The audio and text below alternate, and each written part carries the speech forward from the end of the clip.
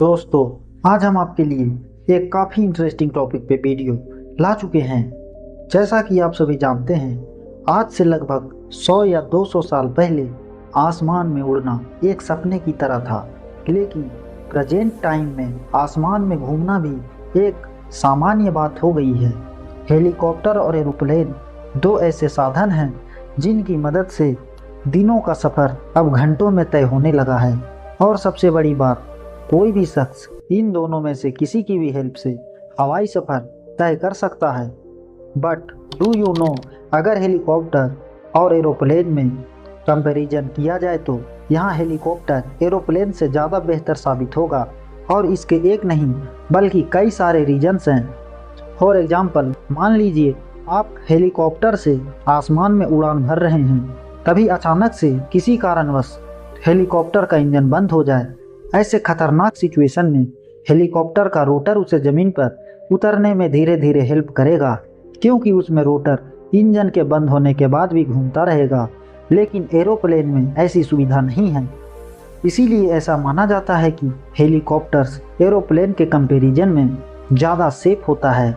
इसके अलावा हेलीकॉप्टर्स की एक और सबसे खास बात यह है कि यह आसानी से आगे पीछे और दाएं बाएं जा सकते हैं, यहाँ तक कि ज़रूरत पड़ने पर यह आसमान में एक ही जगह पर रुके भी रह सकते हैं। जबकि एरोप्लेन के साथ ऐसा कुछ भी नहीं हो सकता। यह सीधा चलता है और दाएं बाएं जाने के लिए इसे चक्कर लगाना पड़ता है। दोस्तों, हेलीकॉप्टर और एरोप्लेन के लैंडिंग और टेक ऑफ में भी काफ़ी डिफरेंस होता है। जहां हेलीकॉप्टर की लैंडिंग और टेक ऑफ कराने के लिए एक छोटे से हेलीपैड की ज़रूरत होती है, वहीं एरोप्लेन को एक बड़े से रनवे की ज़रूरत होती है। हेलीकॉप्टर्स को हम खेतों में, घर के ऊपर, छत पर, यानी कहीं भी हम इसे उतार सकते हैं, जबकि एरोप्लेन को केवल रनवे पर ही उतारा जा सकता है। हेलीकॉप्टर के इन फीचर्स की वजह से आज इसका सबसे ज़्यादा उपयोग डिजास्टर के समय में किया जाने लगा है। फॉर एग्जाम्पल, जंगल में आग लगी हो और उस आग को बुझाना हो, समुद्र में फंसे लोगों को बचाना हो, या फिर बाढ़ या समुद्री तूफान में फंसे लोगों को वहां से निकालना हो, इन सभी कामों में हेलीकॉप्टर का इस्तेमाल सबसे ज़्यादा किया जाता है। इसके अलावा हेलीकॉप्टर की हेल्प से बड़े बड़े राजनेता, अभिनेता और अधिकारियों को एक जगह से दूसरी जगह ले जाया जाता है, ताकि उनकी सुरक्षा का पूरा ध्यान रखा जा सके।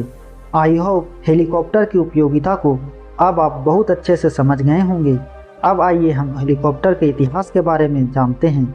हेलीकॉप्टर का इन्वेंशन सबसे पहले किसने और क्यों किया था? दोस्तों, जब आप इतिहास के पन्नों को पलट कर देखेंगे तो आपको पता चलेगा हेलीकॉप्टर का इन्वेंशन करने का आइडिया चाइना से निकल कर आया है। चाइना में लगभग 400 ईसा पहले बांस का एक खिलौना बच्चों के बीच काफ़ी ज़्यादा पॉपुलर हुआ करता था। यह खिलौना एक घड़ी के रूप में था, जिसमें ऊपर की तरफ 2 पंखे लगे होते थे।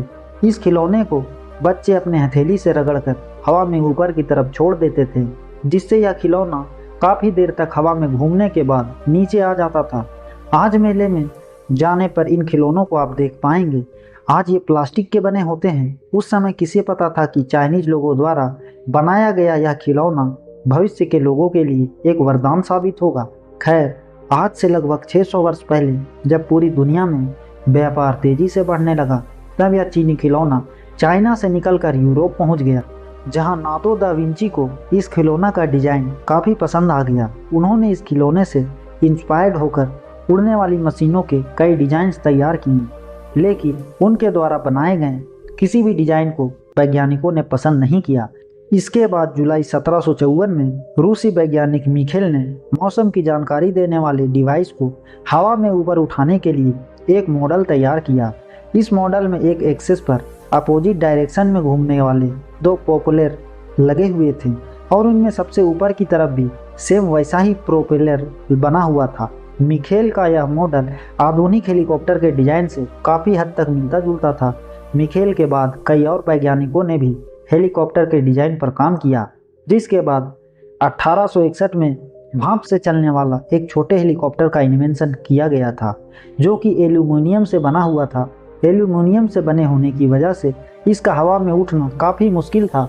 इस छोटे से हेलीकॉप्टर से इंस्पायर्ड होकर साल 1878 में भाप से चलने वाले एक अन्य हेलीकॉप्टर का निर्माण किया गया, जो कि 39 फीट लंबा था। साथ ही यह पहला हेलीकॉप्टर था जिसने कुछ सेकेंड्स तक हवा में उड़कर एक नया रिकॉर्ड बनाया था। हालांकि यह एक अनम हेलीकॉप्टर था।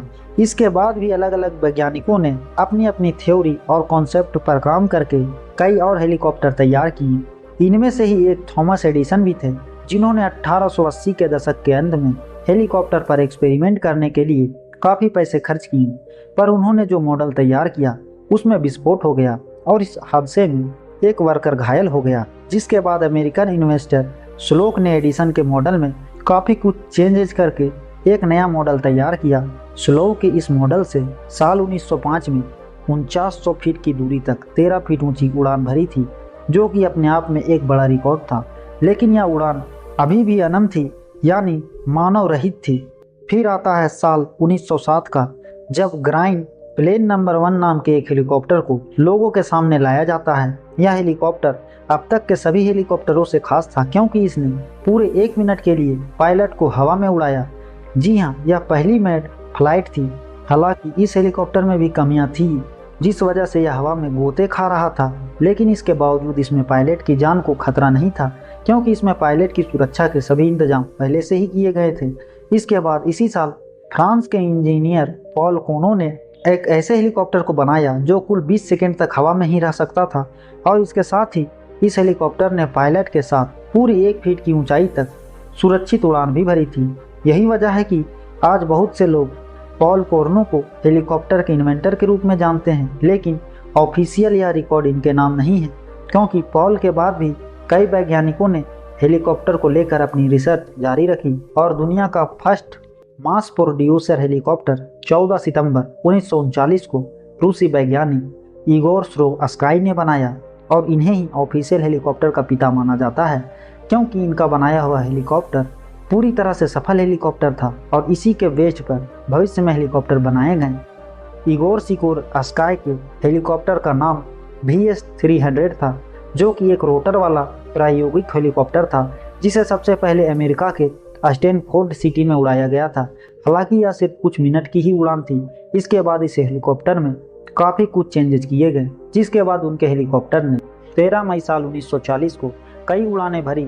इगोर स्रोवस्काई एक रशियन अमेरिकन इंजीनियर थे।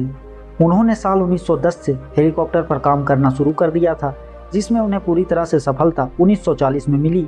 VS-300 की सफलता के बाद इगोर स्रोवस्काई ने स्काई R4 नाम से हेलीकॉप्टर का निर्माण किया, जो कि दुनिया का पहला ऐसे हेलीकॉप्टर था जिसका निर्माण सबसे बड़े पैमाने पर किया गया था।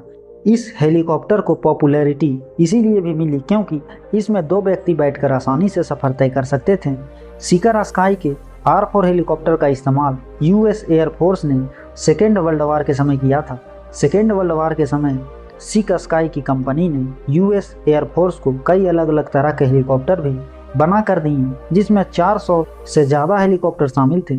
इनका इस्तेमाल US आर्मी ने राहत बचाव कार्य और लोगों की खोज के लिए किया।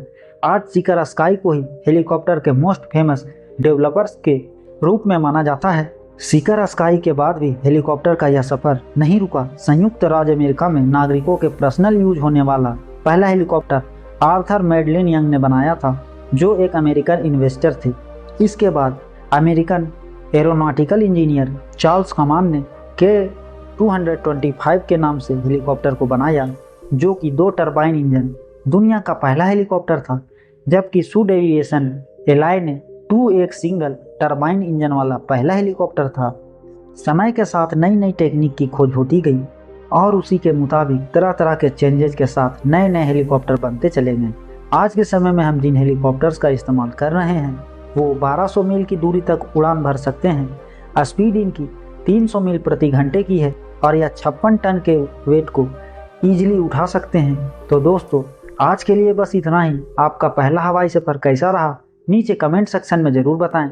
और अगर इस वीडियो से आपको कुछ नया जानने या सीखने को मिला हो या फिर आपको आज की हमारी वीडियो इंटरेस्टिंग लगी हो तो प्लीज़ इस वीडियो को एक लाइक करके अपने फ्रेंड्स और फैमिली में से किसी एक के पास ज़रूर शेयर करें। और यदि आप हमारे इस चैनल पर नए आए हैं तो प्लीज़ इस चैनल को सब्सक्राइब करके बेल नोटिफिकेशन आइकन को ऑन कर लीजिए, ताकि हमारी आने वाले वीडियोज़ आप मिस ना कर सकें। मिलते हैं फिर किसी वीडियो में नए टॉपिक के साथ। तब तक के लिए नमस्कार। आप सभी का धन्यवाद।